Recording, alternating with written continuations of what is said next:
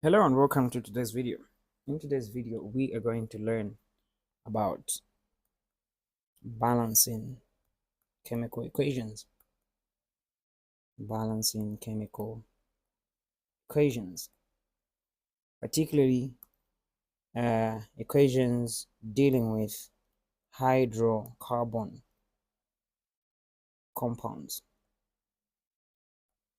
So let's quickly dive into their rules. So hydrocarbons, we are looking at specifically a combustion reaction. Combustion reaction. So in a combustion reaction, we are going to have carbon,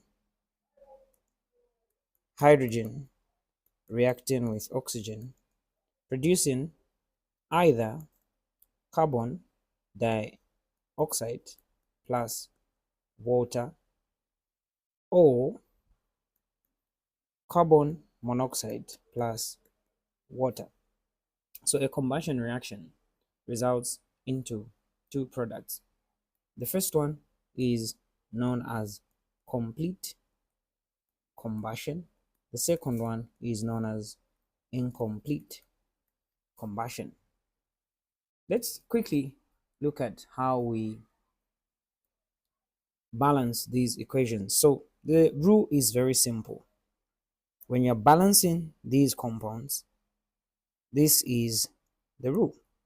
First, balance carbon. Second, balance hydrogen. Then, third, balance oxygen. Let's look at the examples.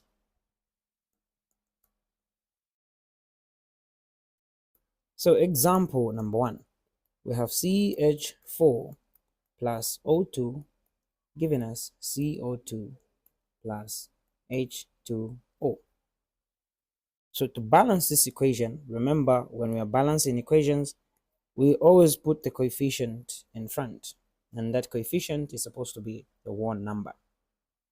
So using the basic method, we can write the atoms on the reactant side corresponding with the atoms on the product side. So we have one carbon, we have 4 hydrogens, we have 2 oxygens. We have one carbon, 2 hydrogens, 3 oxygens. So there's 2 oxygens here and 1 oxygen there. So the carbon is balanced. Then we go to a hydrogen. So a hydrogen, we have a 4 this side, we have a 2 this side, meaning we put a 2 there, which makes this one 4. Now this new number that you have introduced here is also affecting oxygen. So the oxygen now changes from 3 to, so you have the 2 oxygen here plus the 2 oxygen there. The oxygen become 4, meaning here we are going to put a 2 so that this becomes a 4. So in this case, all the components are balanced. So the equation becomes CH4 plus 2O2 giving us CO2 plus 2H2O. Let's look at another example. Example number 2. We are going to use the same CH4 methane plus oxygen. Now in this case we get monoxide H2O. So how do we balance this? Going by the old method. So C we have 1, H we have 4, O we have 2. C we have 1, H we have 2, O we have 2. So what is not balanced here is the hydrogen. The carbon is balanced, meaning we need a number here. So we're going to put a 2 there, which makes it 4. Now, this 2 is affecting the oxygen, meaning you have 2 oxygens here, then another one here, so you have 3. of the oxygens. So how do we balance the oxygens? When you have 3 here, then we have 2 on the other side. So the rule is whenever you have an odd number, be it 3, be it 5, 7, 9, 11, just get the same number, then divide it by 2. So the same number divided by 2, which is equivalent to 1.5. But remember, we don't use fractions or decimals when balancing the equation. So what we just do is we put 3 over 2 there, then we multiply the entire equation by 2. So it becomes 2 times a 1 there. So it becomes a 2CH4 plus a 2 multiplied by this fraction here. So 3 over 2 times 2, it's just a 2 and 2 that will cancel. So this becomes a 3O2. Then 2 times a 1 there becomes 2CO. Then plus 2 times this 2, 4H2O. So this is a balanced equation. Let's look at another example. 3.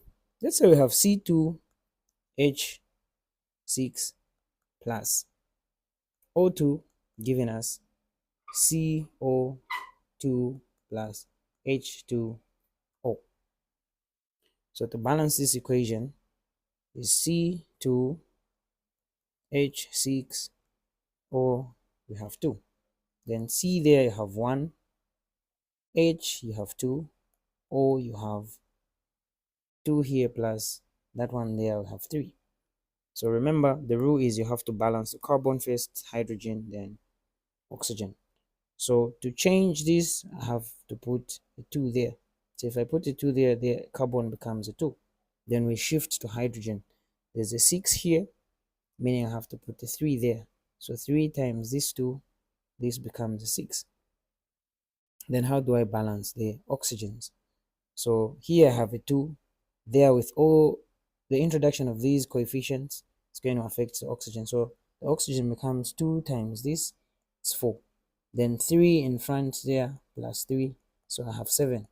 So remember, when you have an odd number, like I mentioned, you just get that number, then divide it by 2. Then multiply the entire equation with a 2. So it's going to be 2 times the 1 there, it becomes a 2C2H6 plus 2 times 7 divided by 2, so that and that will cancel.